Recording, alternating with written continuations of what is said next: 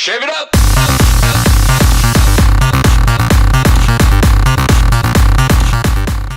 How one believes others to see him or herself is largely dependent on the context in which they are engaging in social interactions. If you choose to pursue athletics, it will consume the majority of your adolescent life and perhaps even more. As a child, much of your time, thought, and resources are spent in pursuit of your dreams. This also means athletes make lots of sacrifices along the way. Grades and social engagement no longer seem as important as practice. Regardless of your level of competition, your identity is central to your sport. Eventually, your career will come to an end and you must retire. Numerous hours once dedicated to their dreams, which also helped shape who they were, have now become available.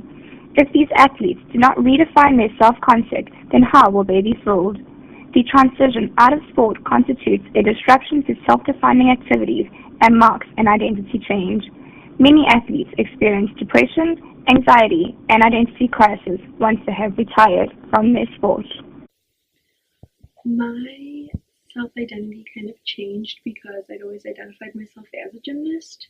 I've been doing gymnastics for the past 10 years until this year, so it was really hard kind of figuring out who I was in a sense. Self-concept is how you evaluate and describe yourself. It is very important because it is linked to your self-esteem as well as your self-worth. Training to accomplish athletic goals has a large effect on your identity.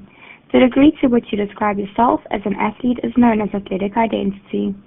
There are many different levels to this, and those who see themselves exclusively as an athlete have the hardest time adjusting to life once they have retired. This is known as tunnel vision, since all these individuals will be able to focus on is their identity for closure. Redefining your self-concept is arguably the most difficult barrier to overcome upon retirement.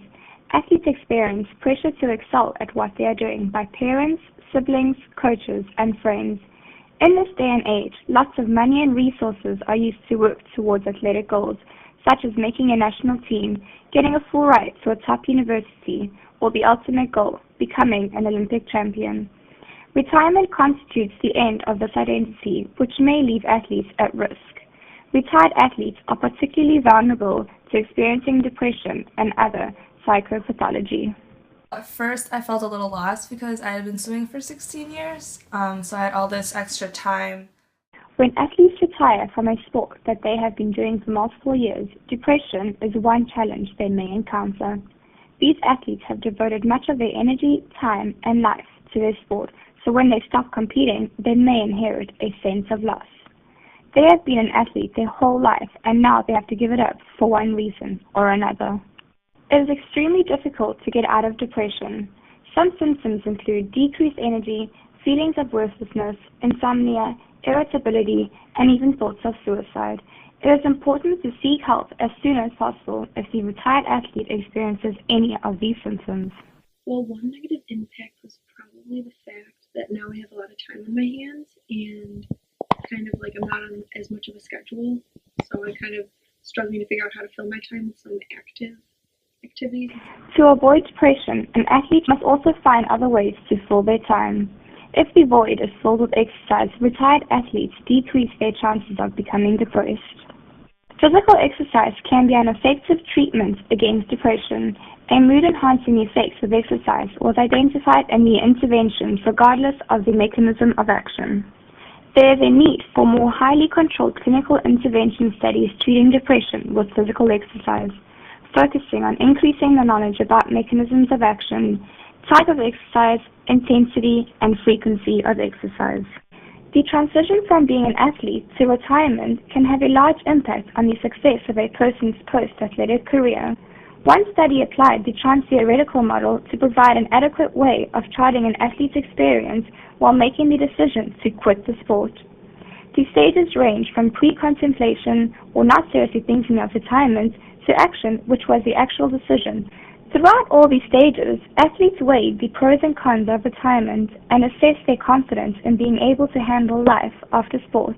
Those with higher confidence also had outside support from family and friends when bringing up the subject of retirement. They also tended to begin activities unrelated to their sports during their career in preparation for retirement. Another study gave athletes an intervention during their transition designed to help them cope. The intervention involved an initial assessment of life events, helping individuals to transfer skills from one domain to another, and teaching skills to help them cope with future events. The results were similar to the previous study, showing that those who participated in the intervention group scored much better than those who did not when assessing their adjustment levels. Both of these studies show that the more prepared an athlete is to retire, the better adjusted they will be to their decision. Athletes must develop a way to move on from their many years of training and redefine their sense of self. Specific coping strategies such as having other interests, keeping busy, continuing to train or exercise are positively correlated to coping with retirement. The American College of Sports Medicine has set out some guidelines for daily physical activity that include either 20 minutes of vigorous physical activity at least 3 times a week or 30 minutes of moderate physical activity 5 times a week. Athletes are a population that is usually ignored when it comes to getting people to exercise because of how active they are on a regular basis. In fact, promoting lifelong physical activity is vital and should be recognized as a concern for this special population. Becoming sedentary once you have retired has more significant effects on health than the average sedentary person. A review of athlete training studies has shown that former elite athletes may be more susceptible to inactivity-related increases in risks for certain types of chronic diseases such as diabetes and cardiovascular disease. For this reason, it's particularly important for the retired athlete not to become inactive. The barriers of athletic identity, foreclosure, and depression that were previously discussed are what will prevent athletes from moving on to the next step in their lives. This step includes creating a new exercise plan that will keep them active throughout their life. A useful strategy to this may be redefining what they consider to be athletic identity, which will in turn also help recreate their own self-concepts. It can be evolved to have athletic identity ingrained from exercise and continued physical activity, rather than solely in a competitive way. When it is defined in this way, it is positively correlated to the involvement in exercise.